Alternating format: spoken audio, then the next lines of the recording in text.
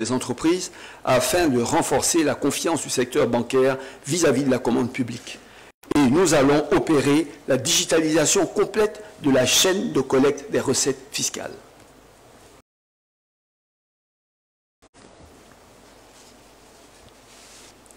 En matière de gestion du foncier urbain, nous avons lancé le déploiement du système intégré de gestion foncier urbain.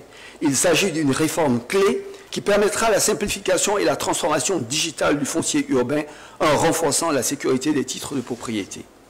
En matière de lutte contre la corruption, l'action se voit renforcée par la création d'un département ministériel dédié et par des missions d'audit financier et de gestion lancées au sein de plusieurs structures d'État sur instruction du président de la République. Cette même exigence sera évidemment appliquée à tous les échelons de toutes les administrations publiques, comme l'illustre le procès débuté le vendredi 5 novembre devant le tribunal militaire d'Abidjan, mais aussi parmi les activités privées et la société civile dans son ensemble, tant ce combat est notre affaire commune. En matière de sécurité routière, la stratégie nationale 2021-2025 a été adoptée, avec notamment la réforme du permis de conduire. Elle prévoit la réduction de 50% du nombre de morts et de blessés sur les routes.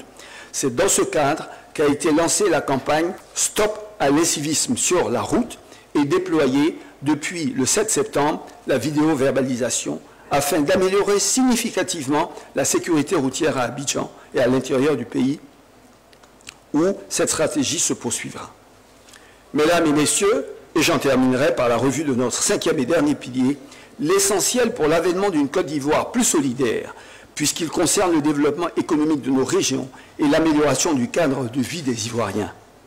En matière de décentralisation, 12 nouveaux districts autonomes ont été créés pour renforcer la coordination et l'évaluation de l'exécution des programmes de développement, tout en assurant une supervision accrue sur l'action de l'État et des collectivités territoriales.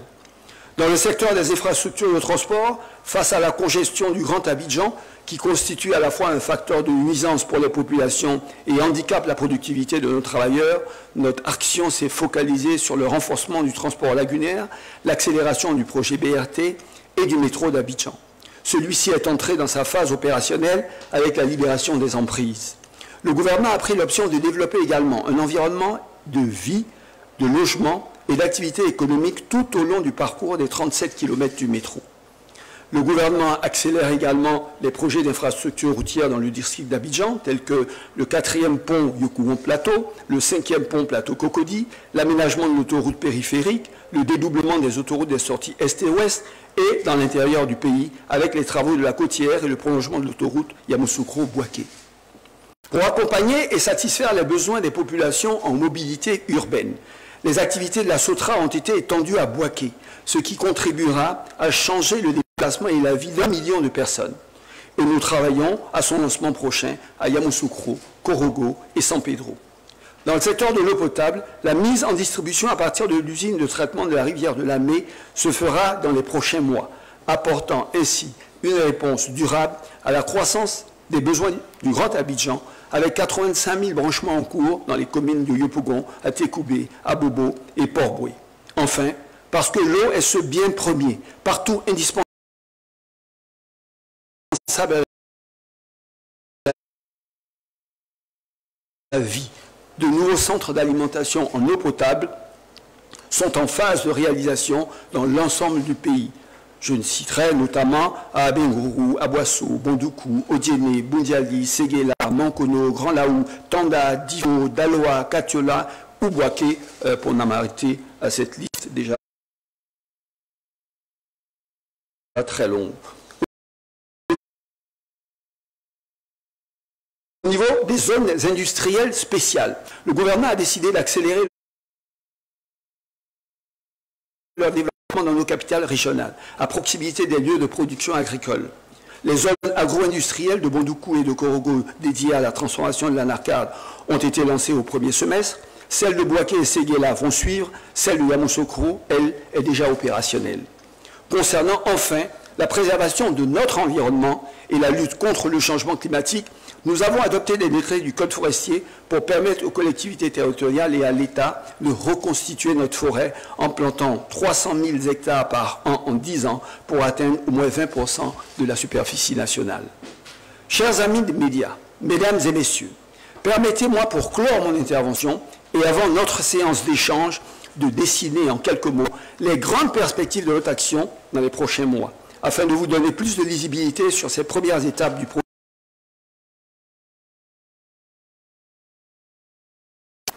Premièrement, accélérer les chantiers d'infrastructures stratégiques pour notre croissance. Il s'agit notamment de l'extension de l'aéroport international Félix Houphouët-Boigny, de l'extension et de l'achèvement des terminaux à conteneurs et industriels au port de San Pedro, du suivi exigeant des infrastructures de la CAN 2023, de la poursuite de la réalisation du métro d'Abidjan ou de la finalisation du backbone national dans l'économie numérique.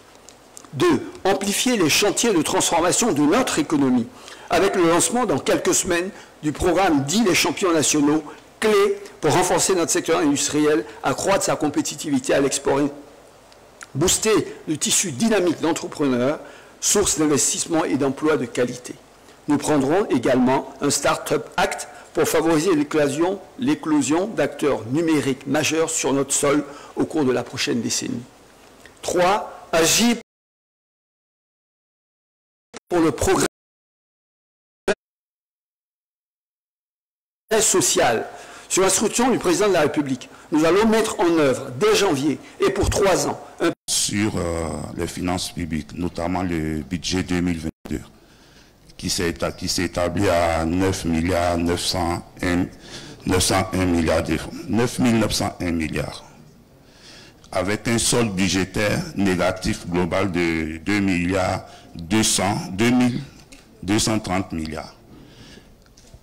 Ma question est de savoir comment est-ce que vous allez financer ce solde budgétaire négatif, d'autant plus qu'au niveau des investissements financés par l'extérieur, on a aussi un solde budgétaire déficitaire de 1375 milliards pour un déficit budgétaire de 4,7.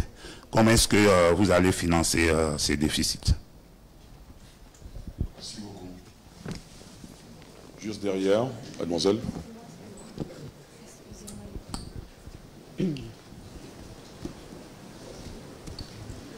Liane de Bassompierre, journaliste agence américaine Bloomberg. C'est lié à la question à mon collègue Baudelaire. La Côte d'Ivoire n'a pas pu lancer l'eurobond cette année.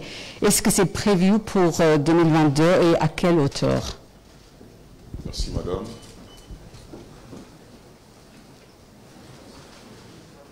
Bonjour, monsieur le Premier ministre. Tout le monde est unanime pour reconnaître que le gouvernement a beaucoup investi dans les infrastructures à Abidjan. Cependant, plus les constructions sont faites, plus Abidjan s'engorge et nous assistons à de forts embouteillages, non plus aux heures de pointe, mais à des heures insoupçonnées de la journée. Qu'est-ce qui explique cette incohérence, monsieur le Premier ministre, et que prévoit le gouvernement pour désengorger Abidjan? Et à quand le transfert effectif de la capitale à Yamoussoukro? Je suis Karina Fofana, à Rivière Hebdo. Merci, ça fait la 3e question. Nous enregistrons la 4e maintenant. Allez-y. Bonjour, monsieur le Premier ministre. Non, s'il vous plaît. Journaliste à la RTI. Monsieur le Premier ministre, je ne vous apprends rien si je dis que les bailleurs de fonds, les investisseurs sont très regardants sur les facteurs de production qui conditionnent leur décision d'installation dans une zone où ils peuvent opérer. Et l'électricité est un facteur très important. Récemment, la Côte d'Ivoire a vécu un rationnement qui a été qualifié de conjoncturel. Dans votre propos tout à l'heure, vous avez parlé de ponctuel et non structurel. Seulement qu'il y a quelques années, on a assisté à un événement malheureux de ce type qui a frappé les ménages et les industries. Alors, question, est-ce que le gouvernement a pris suffisamment de dispositions pour que ce type de crise énergétique ne se transforme pas en crise cyclique? Merci beaucoup. La dernière question de la série sur l'économie, allez-y. Bonjour, Monsieur le Premier ministre. Je suis Barthélémy Kwame de ActuRoute. Monsieur le Premier ministre, vous êtes revenu, je crois, à 3 reprises sur le métro d'Abidjan, ce grand projet structurant de la ville d'Abidjan. Je voudrais vous demander à quand exactement on va connaître le bout du tunnel. Aujourd'hui, est-ce que vous pouvez nous donner les coûts actualisés de ce projet et les derniers délais dont vous disposez? Et permettez-moi de conclure sur mon intervention en vous demandant l'état de la situation des frontières terrestres de la CEDEAO. Je vous remercie. Merci beaucoup. Monsieur le Premier ministre. Je voudrais juste rappeler que la dernière question sur l'état des frontières terrestres relève dans notre chapitre. C'est cela, exactement. Et donc on se concentrera des questions liées à l'économie. Tout à fait.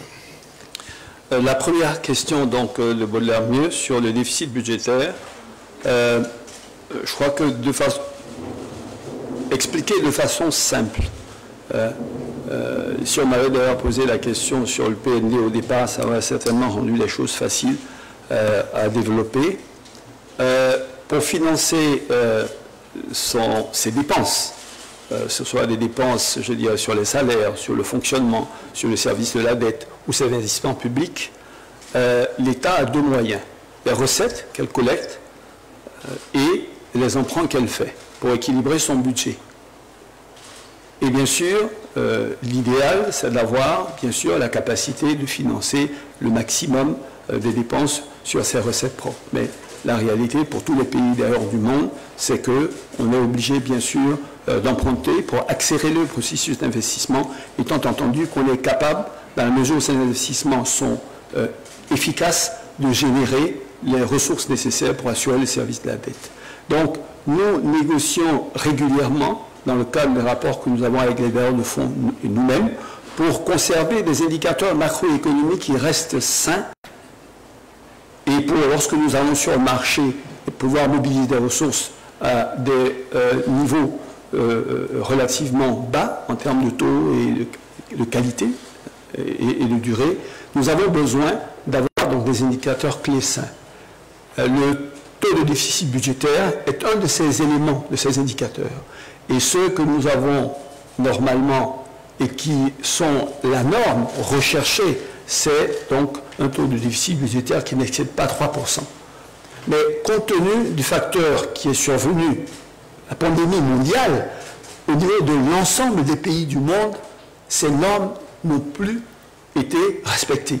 Parce qu'on s'est trouvé dans des situations où manifestement il fallait, sans que l'on puisse générer des recettes suffisantes, puisque la machine économique était entièrement arrêtée, continuer à faire des dépenses. Donc une marge de tolérance sur le déficit budgétaire a été accordée, je dirais, à un certain nombre de pays pour pouvoir continuer naturellement à vivre. Et en ce qui concerne la Côte d'Ivoire, l'année dernière, le taux de déficit budgétaire autorisé était de 5,6%, et pour ce budget 2002 qui arrive, le taux de déficit budgétaire accordé est de 4,7%, et c'est bien donc 2022, ce que vous avez lu, c'est bien le taux de déficit budgétaire qui est prévu. Donc nous sommes, je dirais, en parfait accord avec les organismes internationaux, en vous soulignant que ça fait partie des taux de déficit quand même parmi les plus faibles. Il y a des pays au monde, en Occident, qui ont dépassé les plafonds de 7, 8, certains ont été à 10, 12%. Donc 4,7, dans l'environnement où nous sommes, avec la pandémie que nous avons connue et la capacité de riposte que nous avons, on peut estimer que c'est une performance. Concernant la deuxième question sur l'eurobond, Mme Basson-Pierre, merci pour votre question. C'est vrai que, je dirais, en 2021, nous avions envisagé de mobiliser des ressources sur le marché extérieur à travers un eurobond. Mais c'était fonction de notre plan de trésorerie. Si effectivement nous n'avions pas eu suffisamment de trésorerie pour couvrir nos dépenses, nous aurions effectivement fait cet eurobond. Mais il s'est trouvé que les circonstances nous ont permis d'avoir une trésorerie qui n'imposait plus de lever cet eurobond, donc nous ne l'avons pas fait. Maintenant, sur 2022, bien sûr, c'est quelque chose qui pourrait être envisagé, mais là également, souvent, l'évolution, au moins le mois de la mobilisation des recettes, des ressources que nous pouvons mobiliser ici et là, détermine et fait évoluer le plan de trésorerie. Donc c'est à la lecture de l'évolution du plan de trésorerie sur les premiers mois de 2022 que M. le ministre des Finances pourra décider si oui ou non il est intéressé à aller sur le marché international pour un autre eurobond. Donc vous le saurez au moment où je pense que la décision sera prise.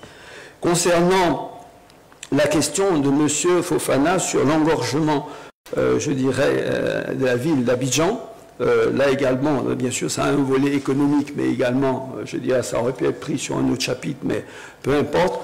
On a été dans un contexte pour rendre la ville d'Abidjan, bien sûr, plus circulable. La mobilité, comme je l'ai dit dans mon intervention préliminaire, est un facteur déterminant de productivité et de facilité de vie pour les populations. Encore que Abidjan n'a rien à envier à certaines capitales du monde qui sont quand même des modèles du genre en termes d'embouteillage. Mais ceci étant, j'admets qu'on peut certainement faire mieux, et c'est pour cela que nous avons décidé d'engager des chantiers importants, que j'ai cités hier, comme je l'ai dit dans mes notes préliminaires. Ce qui s'est passé, c'est que beaucoup de chantiers ayant été lancés, le phénomène Covid a retardé la réalisation d'un certain nombre de chantiers. De sorte que lorsque les chantiers qui devaient devenir après ont été finalement, sont en train d'être réalisés concomitamment avec des chantiers qui devaient être terminés, on se trouve avec une réalité qui est quotidienne dans les pays où il y a des chantiers. On est obligé de fermer des rues, quelquefois très importantes, pour permettre aux chantiers d'avancer. Et la ville étant un chantier, il se trouve que c'est vrai, on assiste à un surcroît, je dirais, d'embouteillage ici et là. Mais je crois que c'est un moment à passer, comme dans toutes les villes qui sont en chantier et qui se développent rapidement, c'est un moment à passer et on est tous plutôt concentrés sur la perspective de la fin de ces travaux-là. Si je prends quelques exemples sur les zones véritablement embouteillées, je dirais sur l'accès au plateau par exemple, quand vous prenez, ou Yopougon, qui est je dirais, le taux de sortie nord, aujourd'hui, tous les habitants de la population de Yopougon, près de 800 000, 1 million de personnes, ne peuvent accéder à Abidjan que par l'autoroute du Nord qui vient en Abidjan, en même temps que toutes les populations qui viennent ou de l'étranger ou de l'intérieur par l'autoroute du Nord. Ça fait donc à l'entrée d'Abidjan un engorgement qui est extrêmement difficile à gérer. C'est pour ça que M. le ministre des Infrastructures a initié le pont Yopougon-Plateau. Le pont, disons, Yopougon-Plateau-Adjamé. Parce que ce pont qui donc part de Yopougon, traverse Yopougon sur une autoroute de 7 km, qui va donc drainer toute la population de Yopougon, plus se mettre sur l'axe, je dirais, autour du Nord, dans Yopougon, lui permettre de traverser donc Atekoubé avec l'échangeur d'Atekoubé, de rejoindre donc Adjamé au niveau du boulevard Nangui à Brogua. Voilà. Donc là, déjà, vous désenclavez complètement cet axe qui est structurant et qui est un des soucis majeurs, je dirais. Également, nous avons le 5e pont, celui qui va traverser la baie. Aujourd'hui, si vous venez du plateau, vous êtes obligé d'aller à l'Indénié pour pouvoir accéder à Cocody ou à Djamé où vous voulez aller. Aujourd'hui, tous ceux qui viennent du plateau, qui voudront aller à Cocody, n'auront plus besoin d'aller à l'Indénié. Parce qu'à partir de la cathédrale, le pont va les conduire directement, pratiquement à Saint-Jean. Parce que ce pont va enjamber, bien sûr, la lagune, atterrir, donc, je dirais, à la Pisame et continuer, je dirais, sur la voie qui mène à Saint-Jean. Voilà. Maintenant, vous avez l'autoroute de contournement, qui donc, lui, va contourner Abidjan. C'est-à-dire, si vous venez de l'Est, du centre ou de l'Ouest, donc la côtière, ou de l'autoroute du Nord, ou que vous venez, je dirais, de l'Est, comme je dis, vous n'avez plus besoin de rentrer dans Abidjan. Cette autoroute qui fait le pourtour d'Abidjan, vous rentrez, vous venez, je dis d'Adzopé, vous voulez arriver à Abidjan, vous n'avez pas besoin de rentrer dans Abidjan pour arriver à Cocody. Si vous venez de la côtière, donc de l'ouest, et que vous voulez retourner au nord, vous n'avez pas besoin de rentrer à Abidjan. Vous prenez le tour de contournement. Donc c'est une autoroute structurante, la Y4, qui également est en chantier. Voilà. Maintenant, vous avez les autoroutes de sortie ouest et est qui sont des soucis aujourd'hui pour ceux qui vont vers donc, le stade, qui vont vers Ndautré. Cette sortie est, elle est quasiment engorgée. On va avoir une voie, 2 fois 3 voies, qui traverse toute la zone donc, industrielle et qui va jusqu'à Thomasé à la sortie d'Agnaman. Et sur l'ouest, c'est pareil. Là, carrément, c'est d'Abidjan jusqu'à Songon et on continue avec la côtière à partir de Dabou, Laou, jusqu'à San Pedro, etc. Donc, on sent là, on a des axes structurants qui vont changer fondamentalement la circulation de la ville. Maintenant, il y a un prix à payer à tout pays qui enclenche de grands travaux de développement. C'est vrai, ce sont quelques moments, mais c'est un temps passager. Ça vous fait, je suis désolé, je dirais, des désagréments que cela va vous causer, mais je vous demande plutôt, quand vous êtes dans l'embouteillage, de penser à ce que ça sera dans quelques mois.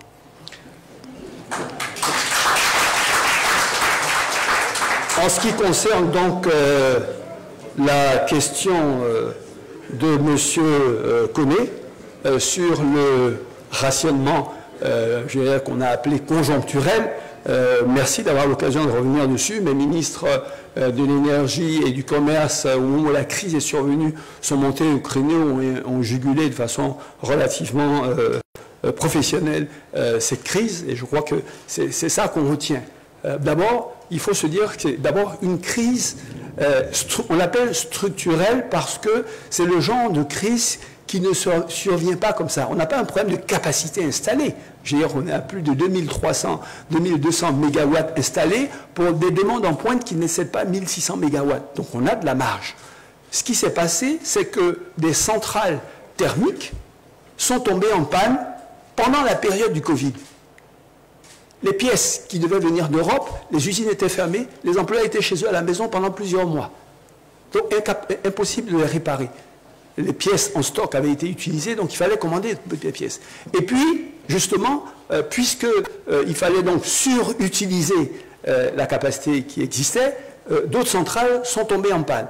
Ensuite, les maintenances régulières de ces équipements qui devaient se faire par les fournisseurs à l'extérieur n'ont pu se faire. Vous savez comment fonctionnent les machines, c'est comme les voitures, c'est comme tout équipement, il y a de l'entretien courant, il y a de l'entretien périodique, et si vous ne les faites pas, une autre centrale thermique est encore tombée en panne. Donc on a été obligé de surutiliser nos barrages hydrauliques, alors que la saison sèche ne nous avait pas donné de grandes pluies cette année.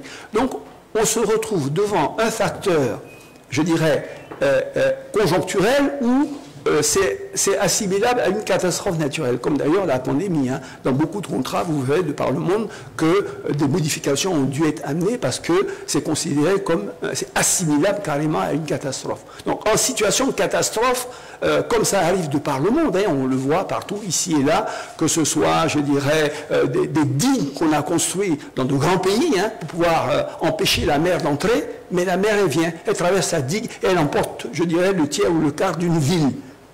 Donc là, vous n'êtes pas dans une situation où vous allez dire on a mal construit la digue, elle n'était pas haute. Parce que la digue, elle se calcule en fonction de l'anticipation du niveau que pourrait avoir la mer.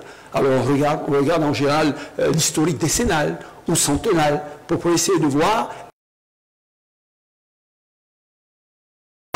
quel est le niveau le plus élevé que la mer a atteint. Et on construit une digue à ce niveau-là. Mais si l'eau qui vient de mer monte à un niveau au-dessus de ce qu'il n'a jamais atteint en 100 ans, eh bien vous êtes en situation de catastrophe. Et quand on est en situation de catastrophe, qui est la situation que nous avons vécue, pas du fait de l'insuffisance de nos investissements ou de notre capacité à servir notre client, l'élément le plus important, c'est comment vous gérez la catastrophe, comment vous gérez la crise. Et il faut reconnaître que cette crise, elle a été admirablement gérée. Très rapidement, les secteurs sensibles ont été isolés, les hôpitaux, les industriels, ils se sont rencontrés, ils ont discuté, et le rationnement, qui a été relativement bien expliqué aux populations, aux industriels, ont permis de passer ce cap extrêmement difficile, qui, comme on l'a dit, a duré à peine 2 mois, les mois de juin, juillet, août, les pluies ayant commencé à revenir à partir de septembre, on s'est retrouvé dans une situation quasi normale. On a eu même un phénomène qui était encore extrêmement sérieux, c'est celui d'abord, je dirais, des moulins, donc du pain, qui devait être alimenté, parce que sinon on risquait d'avoir une rupture sur Abidjan, qu'il a fallu gérer. On a eu la situation des broyeurs, parce que la campagne intermédiaire avait démarré. Donc les paysans se retrouvaient avec leur cacao sur le bras, et les broyeurs, eux, s'ils ne fonctionnaient pas, ne pouvaient pas acheter ce cacao de la campagne intermédiaire.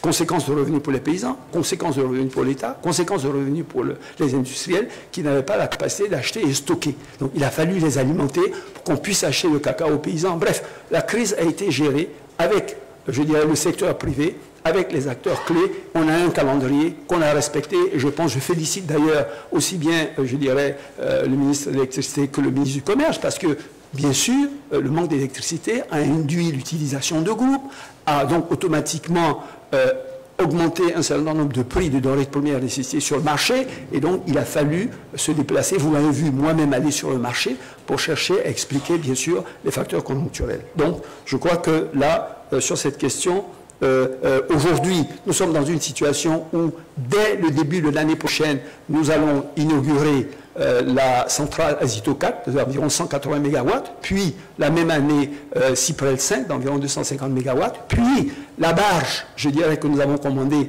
pour pouvoir se mettre à l'abri en cas d'autres catastrophes, parce qu'il faut toujours, je dirais, prévoir qu'une catastrophe peut encore arriver, imprévue.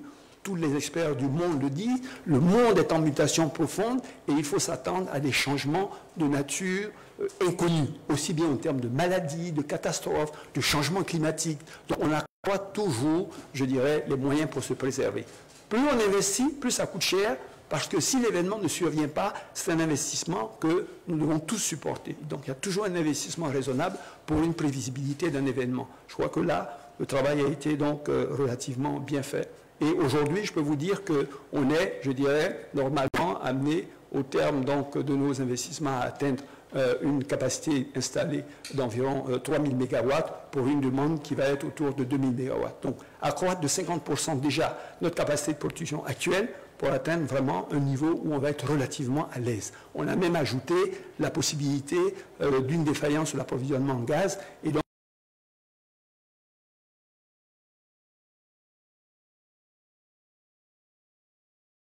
au cas où on aurait donc un pépin. Là, je suis relativement satisfait, en tout cas, de la gestion de cette crise-là, comme je le dis, et je le précise, c'est une crise conjoncturelle, imprévue, comme il peut arriver, hein, liée essentiellement à la pandémie et à une pluviométrie qui était totalement imprévisible. Enfin, donc, la cinquième question, celle du métro. Écoutez, celle du métro, je pense qu'on revient régulièrement sur la question du prix du métro, de ceci, cela, c'est comme le prix des routes, etc. Pour l'ingénieur que je suis, spécialiste dans le domaine des infrastructures, les gens font des comparaisons qui ne sont pas des comparaisons. Je crois qu'il faut encore revenir là-dessus, je veux dire, parce que d'abord, dire que c'est trop cher, c'est une suspicion illégitime, je dirais, vis-à-vis, je dirais, de l'administration, du prix qui ne serait pas en accord avec les coûts réels. Nos ingénieurs qui travaillent sur le projet, ainsi que les bureaux d'études internationaux qui sont utilisés pour le faire, font du travail sérieux. Et ces prix sont regardés, passés au peigne fin, et relèvent, je dirais, de consultations internationales que nous faites, et relèvent également de benchmarks que nous regardons, de projets qui ont été faits dans d'autres pays. Donc, il y a plusieurs facteurs qui interviennent dans les coûts. Vous ne pouvez pas dire le métro ou le métro de Dakar ou le métro de Rabat, je dirais, ou le métro d'Abidjan. Vous ne pouvez pas juste faire une comparaison du prix au kilomètre. Ou est-ce quelle est la ligne qu'il emprunte? Quels sont le nombre de ponts qu'il y a à faire sur la ligne? Quand vous voyez une ligne comme ça me passer dessus, vous ne vous en rendez pas compte, mais souvent, il y a plusieurs ponts. Quel est, je dirais, l'engagement qu'on a? Quels sont les coûts de démobilisation de la population? Quelles sont les caractéristiques du métro? Quelle est la fréquence du métro? Quelle est la vitesse du métro? Il y a tout un ensemble de spécifications techniques qui finissent par déterminer le coût. Donc, cher, pas cher, par rapport à quoi? Si vous me dites, écoutez, voilà un projet similaire de 37 km qui a été, ou de 30 km qui a été réalisé là, dans des conditions similaires, avec je dirais, un sol de même nature, avec des obstacles de même nature, et que c'est quasiment similaire, moi je suis prêt à vous recevoir, à discuter avec vous. Mais mon sentiment personnel, c'est que ce prix est juste. Quand le métro sera terminé et que vous monterez dedans, je ne pense pas que vous soyez en train de penser au prix, raisonnablement. Parce que c'est un PPP, ça veut dire que normalement, c'est un modèle économique dans lequel le ticket, je dirais, rembourse l'investissement qui a été fait pour le métro. Donc, on est dans une logique où on calcule également la modélisation pour les transports publics que nous sommes amenés à financer. Donc, je souhaiterais vraiment insister dessus, et je l'ai dit dans mon discours, peut-être que vous n'en êtes pas rendu compte, parce que c'est vrai que j'ai été un peu vite. Nous avons fait en sorte que les emprises du métro, je dirais, les espaces libérés le long du corridor du métro soient plus importantes que l'emprise du chantier. Parce que souvent, on assiste, je dirais, dans nos pays, à des actes auxquels les gens ne font pas attention. Vous construisez une autoroute, 2 fois 3 voies, j'en discutais avec mon ministre des Infrastructures, qui va aller à l'ouest ou qui va aller à l'est. Vous construisez une autoroute 2 fois 3 voies à côté des gens, plus ou moins vers Agnaman, qui sont dans des maisons, je dirais, de fortune. Mais au moment où l'autoroute est terminée, le terrain qui ne valait absolument rien prend une valeur. Et et il fait l'objet de spéculations foncières de la part du privé, et l'État qui a investi dans cette autoroute-là ne bénéficie en rien de ça. Certains pays achètent carrément sur 200 mètres ou 200 mètres de part et d'autre tous les terrains qui sont là, indemnisent les gens à des coûts au mètre carré qu'ils savent être largement inférieurs à ce qu'il va définir à la fin du projet.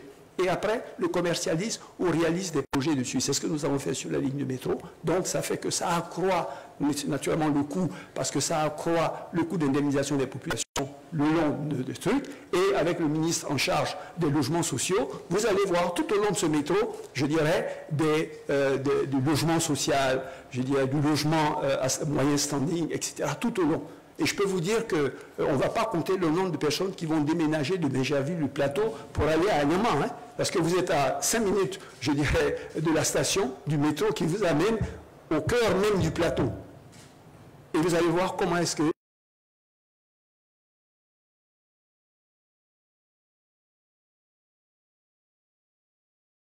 caractéristiques qui le déterminent, que quand on ne les connaît pas, il ne faut pas simplement de loin regarder un linéaire d'un pays, regarder un linéaire, faire un ratio et dire c'est cher. Je crois que j'en ai terminé avec la question économique. Je voudrais vous remercier. On passe au bénéfice. Merci beaucoup. Merci beaucoup, Monsieur le Premier ministre. Nous poursuivons avec la série des questions sur le social et le capital humain.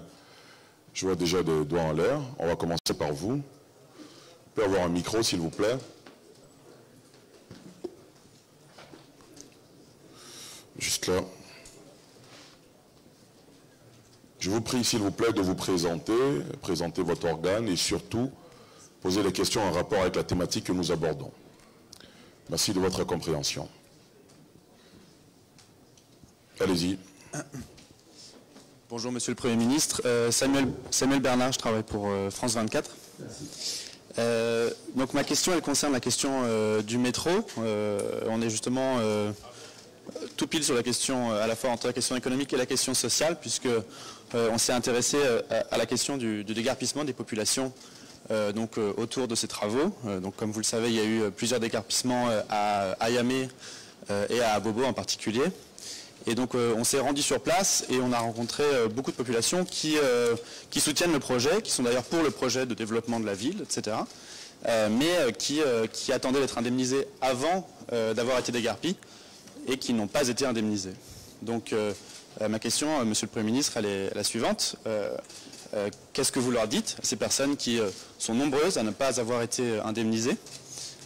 Surtout, est-ce que vous pouvez nous dire pourquoi est-ce que la situation est celle qui est actuellement?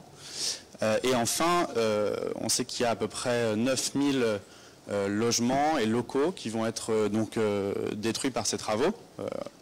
Est-ce que le système va rester le même pour les prochains déguerpissements? Merci beaucoup. Merci, Monsieur le Premier ministre. Merci beaucoup. Excusez-moi.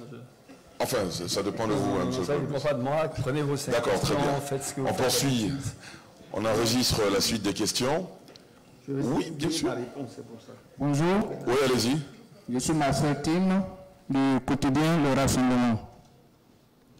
Monsieur le Premier ministre, chaque année, des milliers de jeunes diplômés et non diplômés, des jeunes qualifiés et non qualifiés se présentent sur le marché du travail, vraiment sans grand espoir.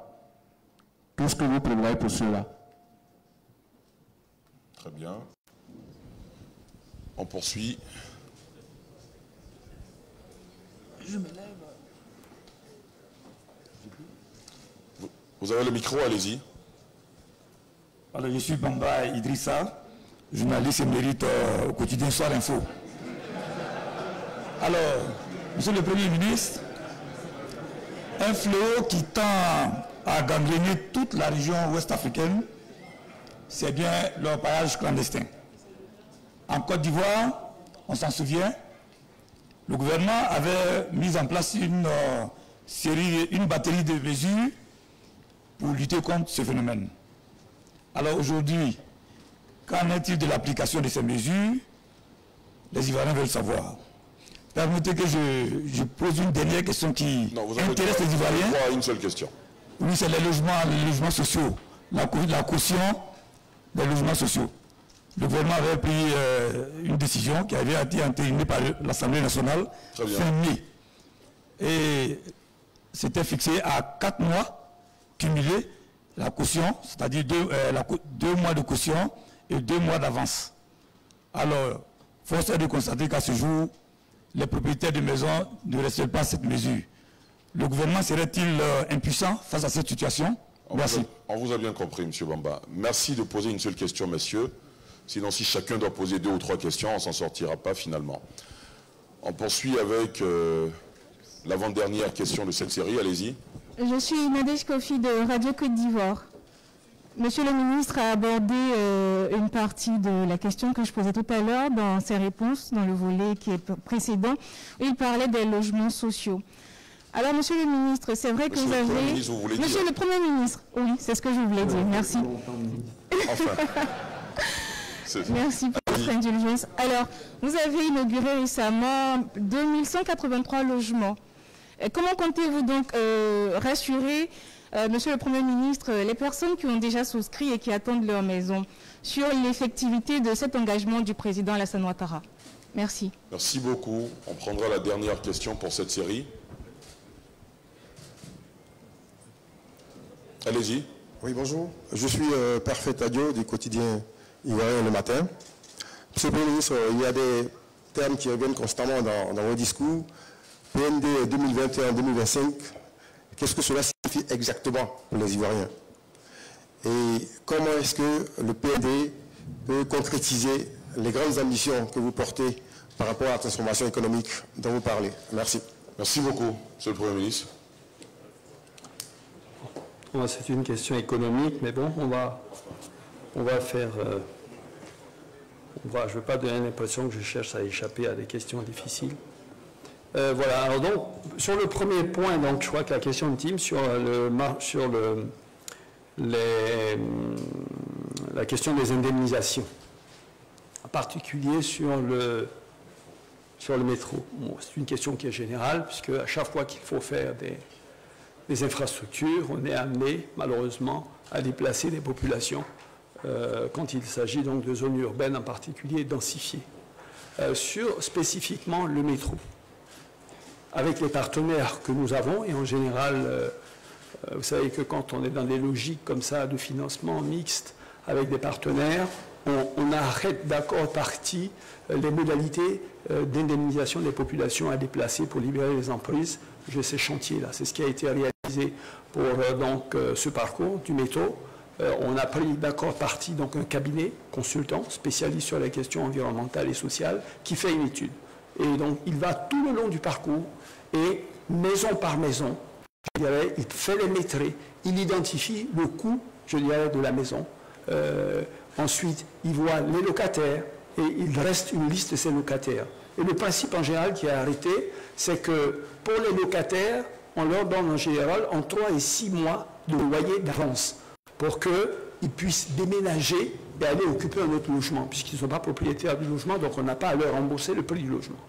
En ce qui concerne les propriétaires, une fois que le cabinet d'expertise a identifié le coût du logement, on approche le propriétaire et on discute avec lui. On lui dit, voilà, nous on a trouvé votre logement ici, à Agnaman, vous l'avez construit, ça fait 6 millions, le logement que vous avez construit. Souvent on tombe d'accord, mais quelquefois, lui il dit c'est 15 millions. Bon. Nous, l'expert dit 6 millions. Donc là, on entre en négociation pour tomber d'accord sur un montant.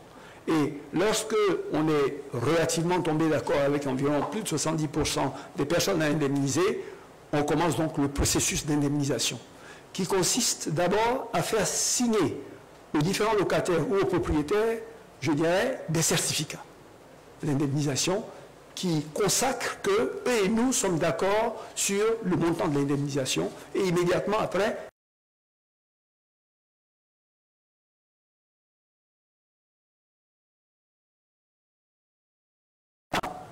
faire les démolitions. Voilà le processus normal tel qu'il se passe. D'ailleurs, on met en place une structure spécialisée pour faire cela de l'État, qui est le ministère de la Construction et qui associe les autres ministères. C'est ce que nous avons fait au niveau depuis Agnaman jusque, bien sûr, à Port-Louis, puisque c'est tout le parcours. Alors, donc, vous parlez effectivement du premier tronçon que nous avons commencé, qui part d'Agnaman à Bobo, à Djamé, voilà, puisqu'aujourd'hui on est à Djamé et on devrait faire la phase suivante, donc qui est plateau et qui va aller jusqu'à Port-Bouilly. Souvent, ce à quoi on fait face et qui sont les difficultés, c'est que du fait d'un certain nombre de facteurs, il y a des gens qui croient que le projet n'aura pas lieu. Donc ils ne prennent aucune précaution pour envisager, je dirais, de se déplacer, etc. Il y en a qui anticipent, qui quittent, je dirais, directement le logement.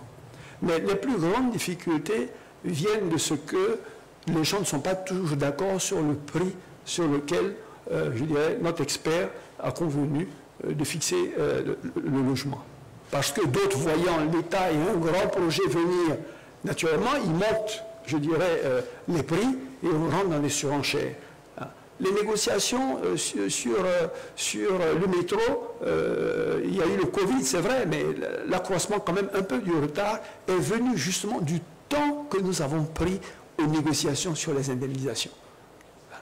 Accompagné d'ONG, accompagné de sociétés d'études, du MEC, qui est notre chose, de la construction, de la SIPF, toute une équipe qui a posé et qui a achevé, je dirais, ces négociations et qui a dit aux gens maintenant, venez signer les certificats. Alors, certains viennent signer les certificats. Sur l'Agnement, on a été très avancé. Sur la Bobo également, on doit être à plus de 50%. Sur la Djamé également, on avance, en tout cas aux derniers chiffres qui me sont donnés. Mais si vous devez attendre que le dernier propriétaire ou le dernier locataire dans un quartier soit parti avant de commencer la démolition, dans 3 ans, le projet n'a pas démarré. Quelqu'un avait demandé quand est-ce que ce projet verra le jour. On a environ 70% des personnes qui ont accepté, qu'on a payé au démarre. Parce qu'il y en a, c'est quand ils voient le premier Caterpillar arriver et les premières maisons tomber, qu'ils se disent, l'affaire est sérieuse. Et voilà, ça vient, donc inéluctablement, ça va arriver. Donc maintenant, c'est lui qui court après les techniciens pour signer les certificats. Et effectivement, on le signe. Il y en a pour lesquels, il y en a qu'on ne retrouve plus.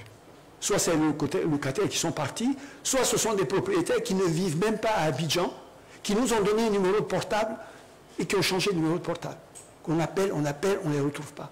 S'il faut les rechercher, je dirais prendre les services de police ou de sécurité pour les rechercher, pour les retrouver, avant de détruire la maison pour continuer. Non. À partir du moment où nous, on a un coût, on a un nom, je dis à les personnes qu'on doit indemniser, arriver, comme je dis, à un seuil, on démolit, c'est ce qu'on a commencé. Donc, on n'a pas eu beaucoup de problèmes sur Agnement, ça a pu se faire dans les temps. On a eu quelques problèmes sur Abobo. Bien. En général, on associe les maires, on associe les communautés, on associe, je dirais, toute l'administration, je dirais, pour pouvoir véhiculer les messages, les radios locales, donc les gens sont suffisamment informés. Mais il y a des gens qui restent ne pas être d'accord avec le montant. Et dans des projets d'envergure qui servent la collectivité, on ne peut pas faire prévaloir l'intérêt d'un ou 2 ou 3 individus qui ne sont pas d'accord pour ne pas, je dirais, faire cette indemnisation-là. Si vous voyez, ça fait maintenant à peu près 3 semaines que sur Adjamé, les travaux de démolition se sont arrêtés. Parce que sur Adjamé, on s'est rendu compte qu'on a une quantité de personnes non encore indemnisées, je dirais, qu'il faut rechercher, et on s'est donné un délai pour les rechercher, pour les retrouver, avant de reprendre la démolition. Donc, honnêtement, très honnêtement, j'allais même dire que la question que vous me posez, elle me gêne un peu.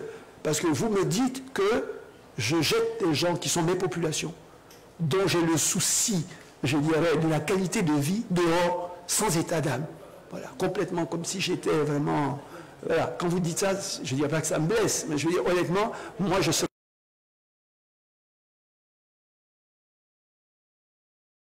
que sentiment de mettre dehors, en particulier des populations fragiles, sans rien, démunies, juste pour le plaisir de le faire. Ça, je peux vous dire. Tous les efforts sont faits par nos services pour le faire dans les règles de l'art. Maintenant, comme tout processus, on se heurte à des difficultés et face à ces difficultés, il faut trouver des solutions. Mais je vous dis, on est pour l'instant arrêté à Djamé. On va terminer la totalité, je dirais, des indemnisations des populations avant de reprendre le truc. Mais voilà, voilà un peu ce que je peux vous dire là-dessus.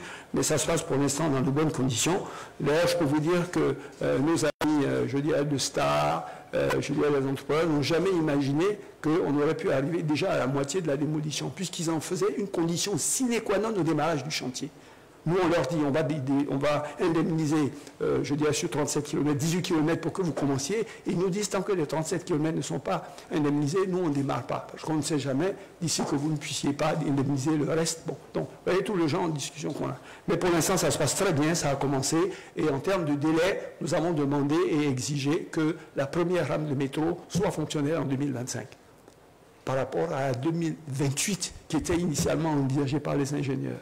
Nous leur avons dit que c'est totalement inacceptable, qu'il n'y avait aucune raison que la construction d'un métro ici à Abidjan, à ciel ouvert, prenne des délais beaucoup plus longs que justement les benchmarks que nous voyons ailleurs. Et je crois que nous sommes convenus sur ces délais et tout le monde est à pied d'œuvre et c'est l'un des chantiers sur lesquels on a des raisons véritablement d'être satisfaits. Ensuite, sur la question du marché du travail, je dirais question extrêmement intéressante du journaliste émérite Idrissa. Alors donc, j'ai presque envie de lier les deux questions avec le PND, peut-être pour le rendre plus simple. Et puis, il a raison, PND 2021-2025, Côte d'Ivoire solidaire, Vision 2030, beaucoup de mots qui sonnent, qui sont très conceptuels. Le commun des Ivoiriens, le commun comme ça de la population, est-ce qu'il comprend ça? Et je crois que c'est un sujet qu'il faille effectivement expliquer. Alors, je vais essayer de le dire en un mot relativement simple. La vision du président de la République,